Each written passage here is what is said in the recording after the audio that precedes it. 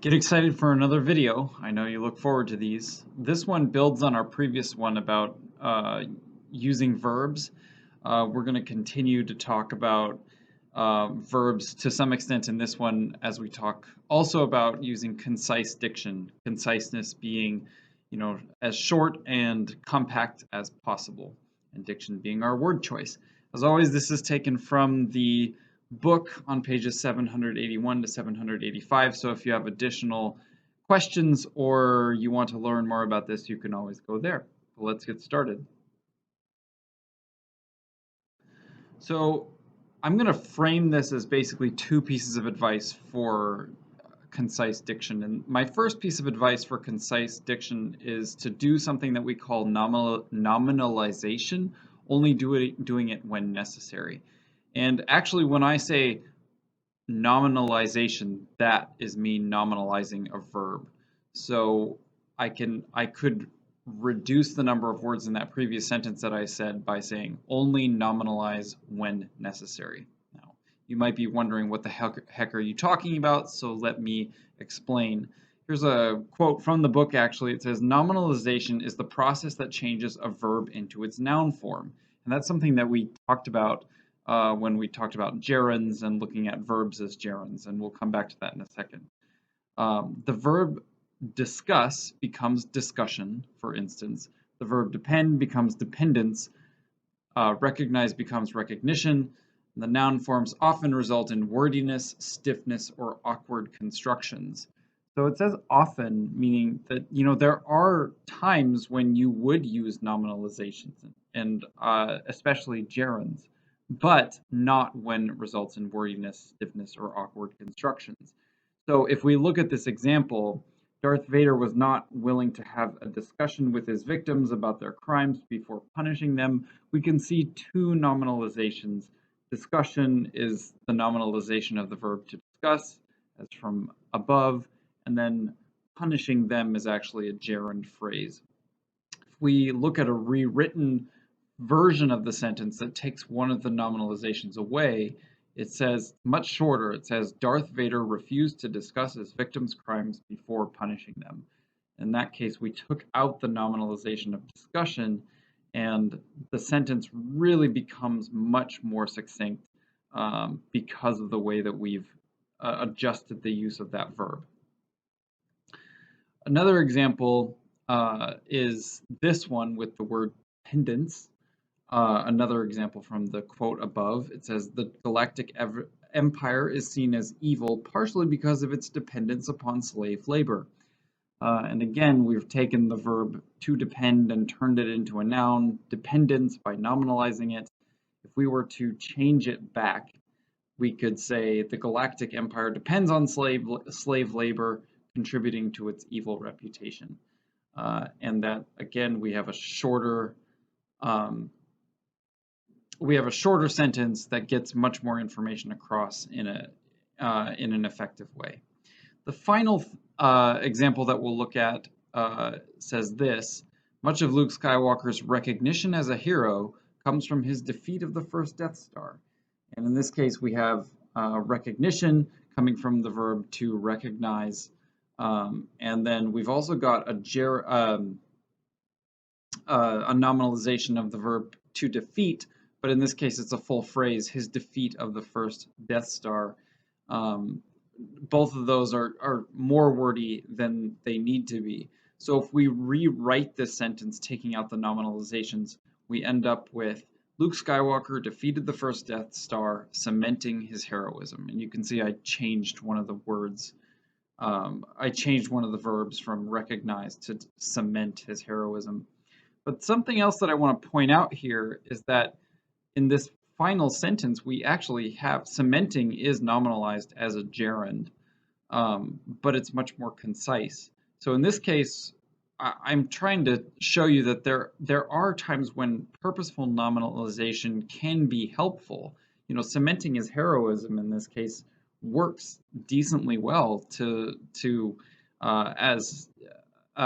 get the point of the sentence across, to add to the imagery of the sentence, and to make it a worthwhile sentence and not just a throwaway sentence.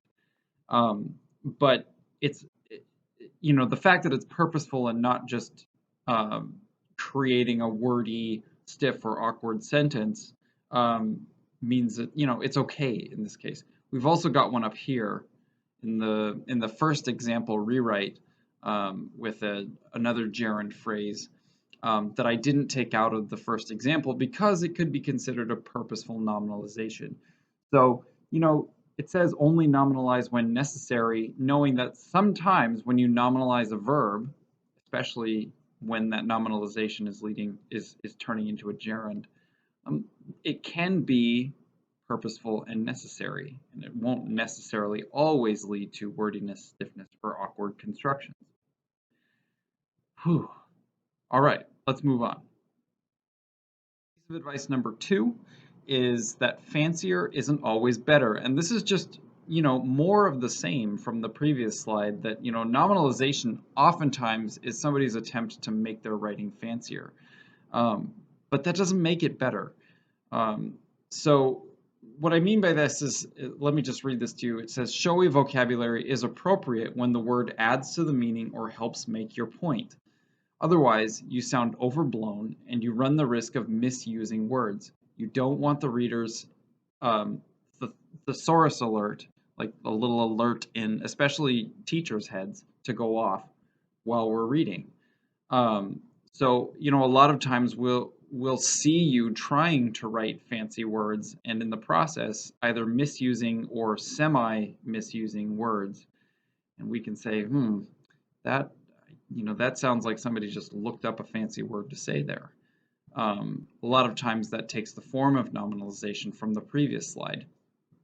So consider how the following rewrites of these sentences are not better. So if we start with the sentence, Princess Leia and Han Solo clearly love each other, that's not a bad sentence, it's not a great sentence, but somebody might try to spruce it up by saying, Princess Leia and Han Solo incontrovertibly canonize each other, which technically means the same thing as the sentence above, but it's terrible. Like, it sounds dumb. It sounds, like I said in the description up there, overblown. It's, not only overblown, but incontrovertibly and canonized especially is just misused. Like, it doesn't get the point of love across. It's not a better sentence, even though it's fancier words. The second sentence, we start with Darth Vader's saber struck a deadly blow to Obi-Wan Kenobi. It was a decent sentence. Nothing fancy about it, but it gets its point across. Somebody might look at that and say, oh, I need some fancier words there, and end up with Darth Vader's cutlass struck a pernicious misfortune to Obi-Wan Kenobi. And at that point, it's like, good Lord, like it's not good. It doesn't sound good. It doesn't roll off the tongue. And some people might not be able to understand the sentence without looking up at least one or two of the words. Furthermore, if you know anything about Star Wars, which you don't have to, but you know that they use the word saber to describe the words. That's one to describe their weapons, and to then change it to cutlass makes absolutely no sense. Pernicious is one of those words that doesn't exactly get the sense of deadliness across. It's more of a dangerous. So it's not a one-to-one replacement. And misfortune from blow, I guess, I guess you can make that connection. But again, it's just somebody trying to be overly fancy. So you have to think to yourself, like, are you trying to show off, or is there a stylistic or rhetorical reason for the fancier word? And a lot of times it comes down to you're just trying to sound smart. You're just trying to show off. And in that case, maybe you do want to be a little bit simpler. So to wrap things up, overusing nominalizations and showy words makes you seem insecure and insincere. It makes you sound like you're trying to make somebody think that you're better at writing than maybe you think you are.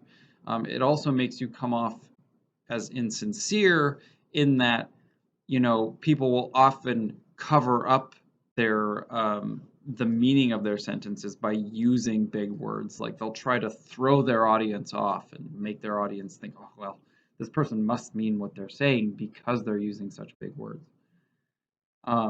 So a good last kind of final piece of advice to keep in mind is that less complexity, less length, and less obscurity will lead you toward clear and readable prose with an authentic voice. I want you to think about that as you work on the practice that's coming up.